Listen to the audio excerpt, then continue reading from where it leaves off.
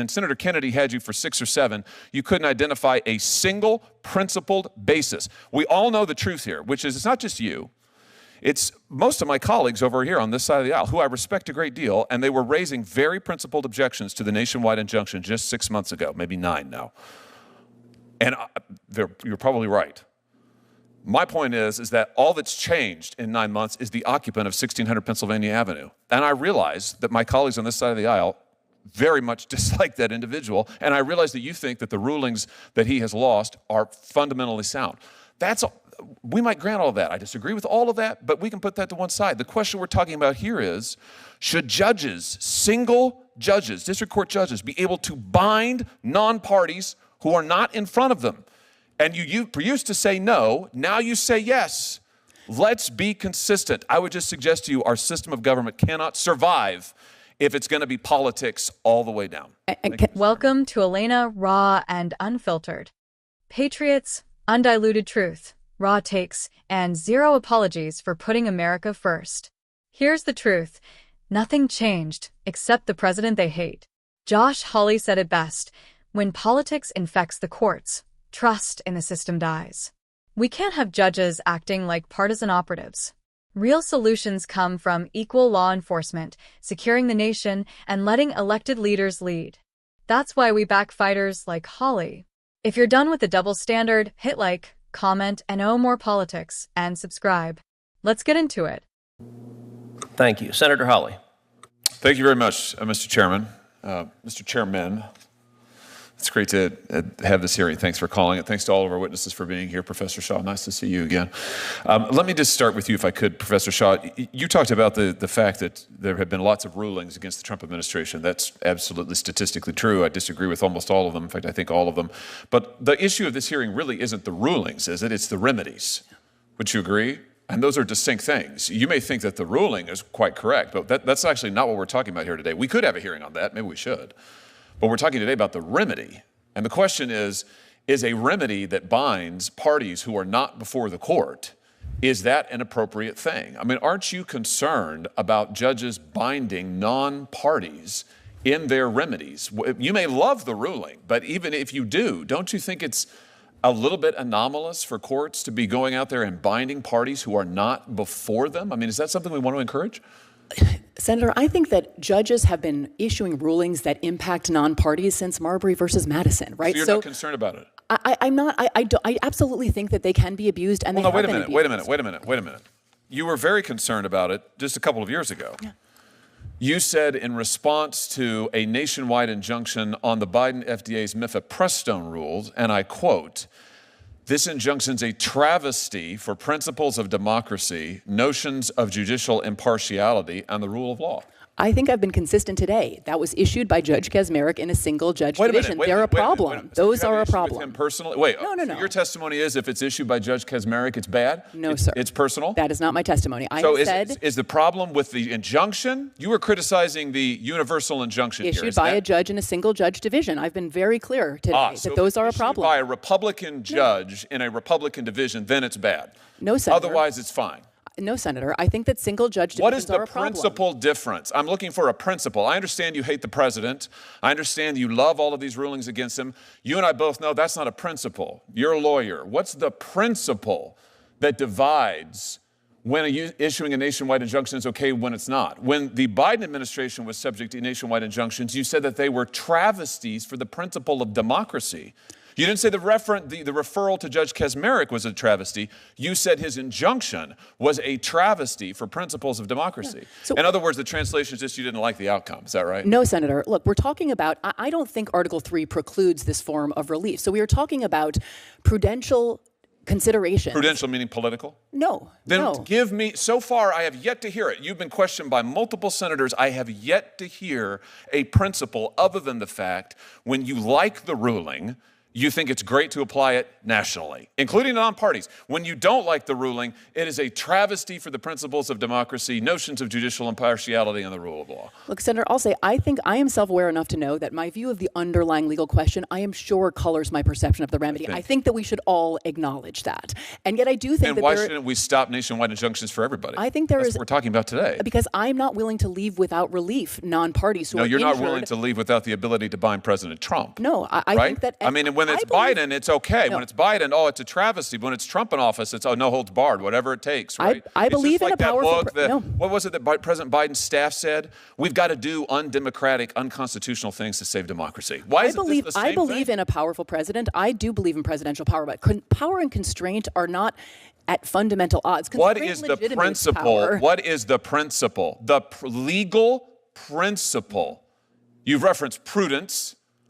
You've referenced the judges you don't like. What's the principle of when an injunction binding non-parties, which was never done in this country before the 1960s? And let's see the chart, the Trump chart, which was done really only once Trump came into office for the first time. You don't think this is a little bit anomalous? You don't think that's a little bit strange? A very plausible explanation, Senator, you have to consider is that he is engaged in much more lawless activity than other presidents, right? You don't think you must this concede that was is a never possibility. used before the 1960s, and suddenly Democrat judges decide we love the nationwide injunction, and then when Biden comes to office, no, actually. It's Republican appointees as well, Senator, and the 1960s is where some scholars sort of locate the beginning of this, but identify others... one before then? Mila Sahoni, who's another scholar of universal injunction, suggests 1913 is actually the first, and others in the 20s. The Republic endured for 150 years before there was a nationwide injunction. Well, the federal government was doing a lot less until 100 years ago. So there's many things that have changed in the last 100 or the last 50 years. So long as it is a Democrat president in office, then we should have no nationwide injunctions. If it's a Republican president, then this is absolutely fine, warranted, and called for. How can our system of law survive on those principles, Professor? I think a system in which there are no meaningful constraints on the president is a very dangerous system of law. That's not what you thought when Joe Biden. That is not what you thought when Joe Biden was every president you is said that is not what you said. You said it was a travesty for the principles of democracy, notions of judicial impartiality, and the rule of law. You also said the Supreme Court senator agreed 9-0 with me on that. You also said when Joe Biden was president, you said the idea that anyone would foreign shop to get a judge who would issue a nationwide injunction was just judges looking like politicians in robes. Again, it threatened the underlying legal system. People just trying to get the result they wanted. It was a travesty for the rule of law. But you're fine with all of that if it's getting the result that you want. Sir, the Supreme Court agreed unanimously with me in that case, right? There was no standing. The case should never have been allowed to proceed. And the combination of parties without standing and the single-judge division. No. We're talking. No, they did not. They did not issue a ruling on the nationwide injunction. You criticized the injunction nationwide. Listen, issued in a case where no one had standing. Here's the thing. We've now gone 6 minutes, and Senator Kennedy had you for 6 or 7. You couldn't identify a single principled basis. We all know the truth here, which is it's not just you. It's most of my colleagues over here on this side of the aisle, who I respect a great deal, and they were raising very principled objections to the nationwide injunction just 6 months ago, maybe 9 now. And you're probably right. My point is that all that's changed in 9 months is the occupant of 1600 Pennsylvania Avenue. And I realize that my colleagues on this side of the aisle very much dislike that individual, and I realize that you think that the rulings that he has lost are fundamentally sound. We might grant all of that. I disagree with all of that, but we can put that to one side. The question we're talking about here is, should judges, single judges, district court judges, be able to bind non-parties who are not in front of them? And you used to say no, now you say yes. Let's be consistent. I would just suggest to you our system of government cannot survive if it's going to be politics all the way down. Thank you, Mr. Chairman. Can I briefly respond? Sure. I mean, you invoked democracy a couple of times there, Senator. Judges are part of our system of democracy. Democracy is not as simple as majority rule. Judges have always served something of a You would have it be as simple as function. majority rule. When you get the majority you like, you're for the nationwide injunction. When you don't, you're not. Senator Blumenthal. Thank you, Mr. Chairman. I'm going to give you the opportunity that I often found absolutely precious when I was arguing before a panel of judges and think about what we just watched in that hearing. You're out there every single day grinding, long hours, real work, trying to provide for your family. You're paying crushing taxes that disappear into a black hole. Your grocery bill keeps climbing, inflation eats your paycheck alive, and you're told to just accept it.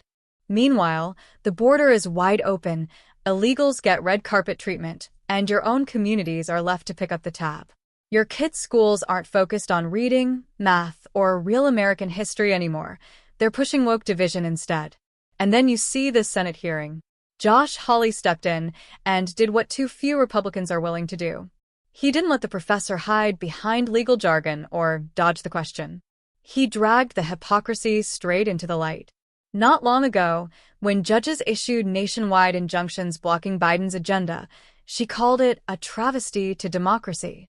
She warned about judges acting like politicians in robes and abusing their power. But now, Trump is back, enforcing the border, cutting waste, and putting America first. And suddenly a single district judge can shut it all down nationwide. No outrage. No concern for democracy. Suddenly, it's acceptable. Hawley's final point landed like a hammer. Nothing changed in 9 months except the president they hate.